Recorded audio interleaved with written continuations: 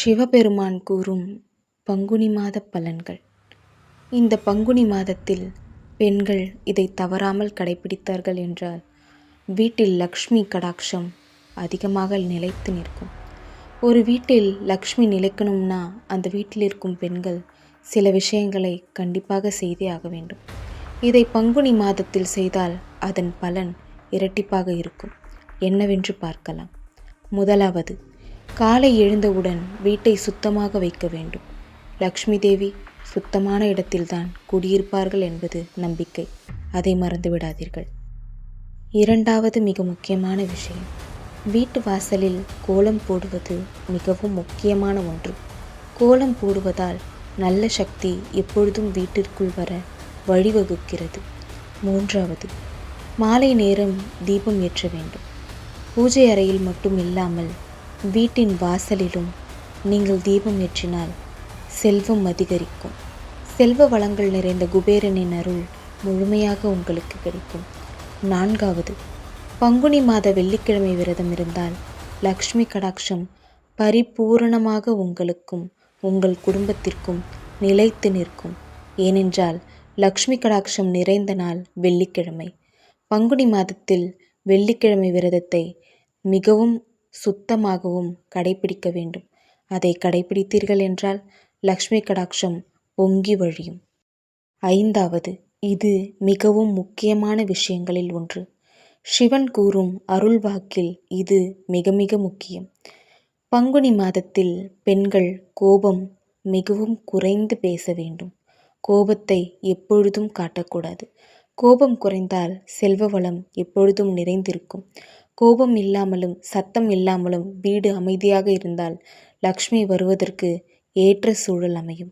பங்குனி மாதத்தில் பெண்கள் சத்தம் போடாமல் பொறுமையாகவும் அமைதியாகவும் பல விஷயங்களை செய்வது மிகவும் அவசியம். மறந்தும் கூட வரும் மார்ச் 24 செவ்வாய்க்கிழமை மங்கள சஷ்டியை தவற விடாதீர்கள். நீங்கள் முருக பக்தர் என்றால் இந்த வீடியோவை லைக் செய்து கமெண்டில் ஓம் வெற்றிவேல் முருகா என்று பதிவு செய்யுங்கள். அன்று அருகில் உள்ள முருகன் கோவிலுக்கு சென்று முருகனுக்கு 2 நெய் தீபம் ஏற்றி முருகனுக்கு பிடித்த செவ்வரளி மாலை அணிவித்து வழிபடுங்கள். இப்படி செய்தால் செவ்வாய் தோஷம் நீங்கி கடன் தொல்லை குறையும். முக்கியமாக செவ்வாய்க்கிழமை வளர்பிறை சஷ்டியில் முருகனுக்கு விரதம் இருந்து வழிபாடு செய்தால் அவர்களுக்கு குழந்தை பாக்கியம் கிடைக்கும். காலையில் எழுந்தவுடன் இந்த மந்திரத்தை 6 முறையும், படுக்கப் போகும் முன் இந்த மந்திரத்தை 6 முறையும் சொல்லுங்கள். ஒரு நியாயமான கோரிக்கையுடன் இந்த மந்திரத்தை தினமும் முழு மனதுடனும் நம்பிக்கையோடும் சொல்லி வந்தால் அந்த காரியம் கண்டிப்பாக நிறைவேறும். இந்த மந்திரத்தை சொல்லும் முறை, கண்களை மூடி முருகனை நினைத்து நமது கோரிக்கையை அவரது முன்னிலையில் வைக்க வேண்டும். பின் 6 முகம் அருளிடும் அனுதினமும் 7 முகம் என சொல்லி வாருங்கள். நல்லதே நடக்கும். வீட்டில் உள்ள கடுமையான கண் திருஷ்டி விலக யாரும் இதுவரை சொல்லிடாத சக்தி வாய்ந்த பரிகாரம். நீங்கள் முருக பக்தர் என்றால் இந்த பதிவை பார்த்தவுடன் ஒரு லைக் செஞ்சுவிட்டு கமெண்ட் பாக்ஸில் ஓம் முருகா என்று பதிவிடவும். கல் உப்பை தண்ணீரில் கரைத்து அதில் மஞ்சள் தூள், எலுமிச்சை, பழச்சாறு ஆகியவற்றை சேர்த்து பூஜை அறையில் வைத்து விட வேண்டும். பிறகு உங்கள் குலதெய்வத்தை மனதார வழிபாடு செய்து வாரம் ஒரு முறை வீட்டின் தரையை அந்த தண்ணீர் கொண்டு தூய்மை செய்தால் வீடுகளில் இருக்கக்கூடிய கண் திருஷ்டி அத்தனையும் கல்லுப்பு கரைவது போல கரைந்துவிடும். வீட்டில் லட்சுமி கடாட்சம் தங்க இந்த 3 விஷயங்களை தவறாமல் செய்யுங்கள். தனலட்சுமியை உங்களுக்கு பிடிக்கும் என்றால் லைக் செய்யுங்கள்.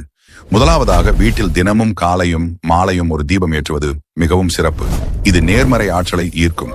இரண்டாவதாக, வாரம் ஒரு முறையாவது கல்லுப்பு அல்லது பச்சை கற்பூரத்தை தண்ணீரில் கலந்து வீட்டை துடைக்க வேண்டும்.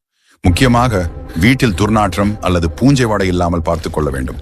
மூன்றாவதாக, வீடு முழுவதும் அனைத்து மூலைகளிலும் பரவும்படி சாம்பிராணி புகை போட வேண்டும். இந்த புகை வீட்டில் மூலைகளில் உள்ள தீய சக்திகளை விரட்டியடிக்கும் சக்தி வாய்ந்தது.